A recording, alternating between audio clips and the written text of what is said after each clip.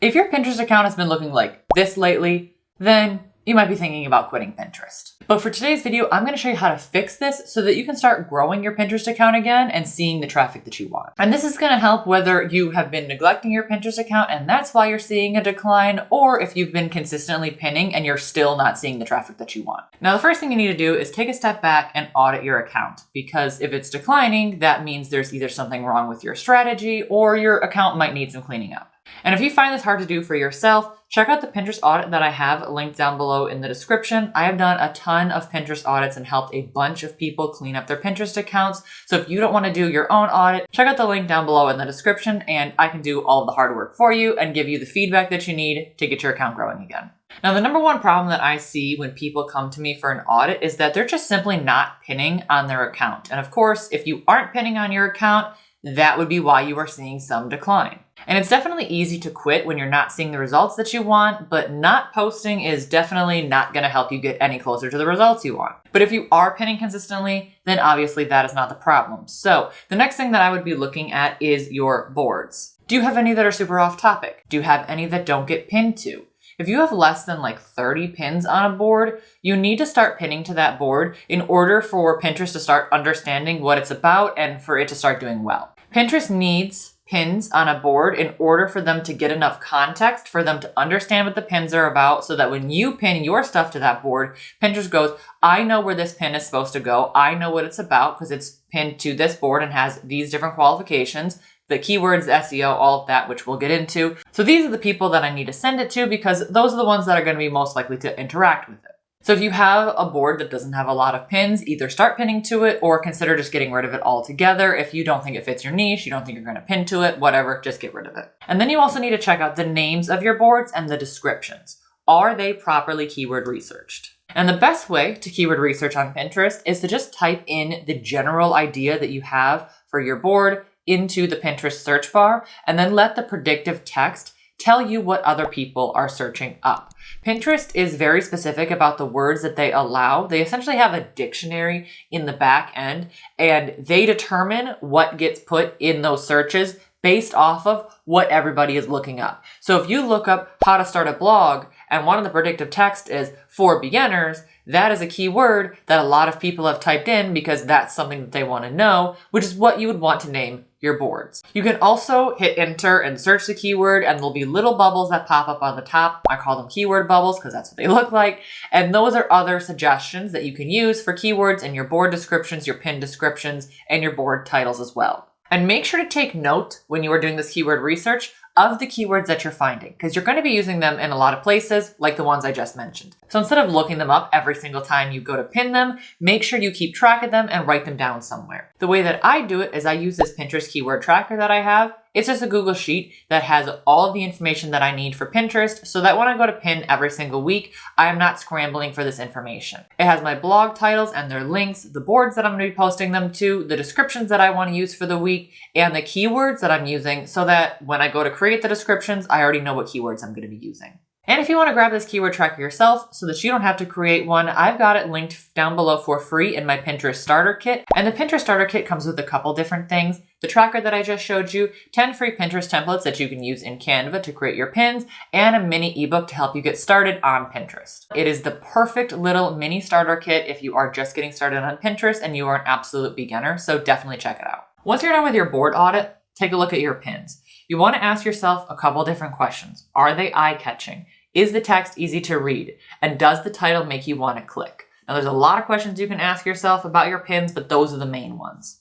And it can be hard to audit yourself because obviously you think these pins look good because you are the one that created them. But if you're not getting the views that you want, obviously something is wrong with them. Which is why I offered the Pinterest audit, so that you can use me to get the helpful feedback and the expert advice that you need in order to fix what is wrong with your account. But once you are done with the account audit, or having me do it if that's what you'd rather do, then it's time to start reviving your Pinterest account. Step one, the most obvious one, if you are not pinning, you need to start it up again. Even if you only do 2 or 3 pins a day, you don't need to do anything crazy. Don't listen to these people that say you need to pin 10 or 15 times a day in order to see success. That is crazy. If you can, sure, go for it, I guess, but you do not need to. I don't know about you guys, I don't have time for that. So I only pin 2 to 5 pins a day. When I work with clients to manage their Pinterest accounts, the packages that I offer are from 2 to 5 pins. And I have seen incredible success with 2 pins and incredible success with 5 pins. So it really doesn't matter, but you don't need to go crazy with it. But if you are pinning consistently and you still see a decline, the first thing that I would look at is your boards and make sure they're refreshed, SEO keyword research, like we just talked about. But then I would try creating a new board. Pinterest loves fresh content. So if it's been a while since you created your last board, maybe it's time to create a new one. Pin a few other pins to it so that Pinterest can get context of it, like repin stuff from other people, gives Pinterest a little bit of context. If it's been like 6 months to a year since you created a new board, and your account's declining, it might be time to just create a new one. Or adding a new blog post can help too. If you are just pinning the same stuff over and over and over again, and you're not creating any new content, it's probably time to get some new content on your account as well in the form of a new blog post or a new link. Because again, Pinterest loves fresh content.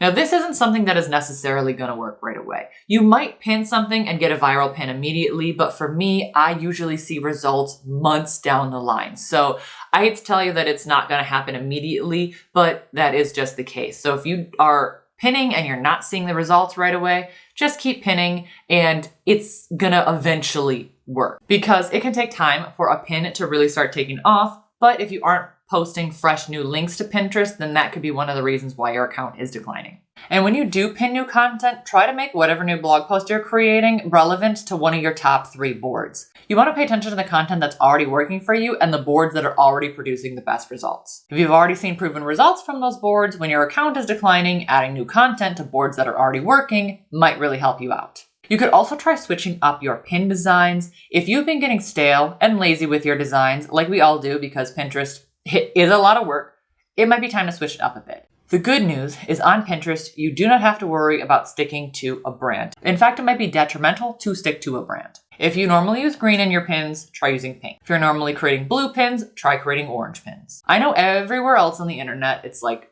stick to your brand. It's important to stick to your colors, pick fonts, use those over and over again. On Pinterest, that is not the case. Now, that doesn't mean if you see a style of pin that's working, switch it up and never use that pin style again. If you see something that's working, it's fine to keep doing it. But for this case, when we are declining, something needs to be switched up, and pin designs are huge because that's where we get all of our traffic from. Don't be afraid to try out a new font, try out a new color, try out a new design, switch something up. And if you need some fresh designs to get you started, the Pinterest Starter Kit down below in the description has 10 free designs that you can use in Canva. Now, if you do all of this and you don't see change instantly, don't panic. Now, understand that it doesn't mean your changes didn't work and that all hope is lost. Pinterest can take a while. Give it like 2 to 4 weeks of the same strategy before you start to freak out. And even then, I still really wouldn't freak out. It can take like 6 months of a good strategy to start seeing results. Now, I know that sucks to hear. We all want to see results quickly, especially when our accounts are declining, but that is just the name of the game with Pinterest and frankly with everything in the online business space. Give it time. Check your analytics in the coming weeks. Not every day, not every hour. Don't obsess over them. Check them once a week, which is what I do, to see if you're noticing a change in an uptick in views. And also remember that Pinterest is seasonal. If it's around certain times of the year, particularly holidays, back to school season, maybe the start of summer, understand that the attention is just elsewhere for the moment because Pinterest is really seasonal. So if it's around Christmas time and you don't post Christmas content, the attention is still there. It's just on Christmas content and it'll come back to you when Christmas is over. So if you're noticing your pin stats dropping out of nowhere, this stuff doesn't work, or you don't think these are the problems and you don't know what else the problem could be, check out this video right here. We talk all about the seasons of Pinterest, why your monthly stats are dropping, and what you can do to fix it. Make sure to like this video if you like, subscribe to my channel down below, check out all the resources if you're interested, linked in the description, and I'll see you in the next one. Bye!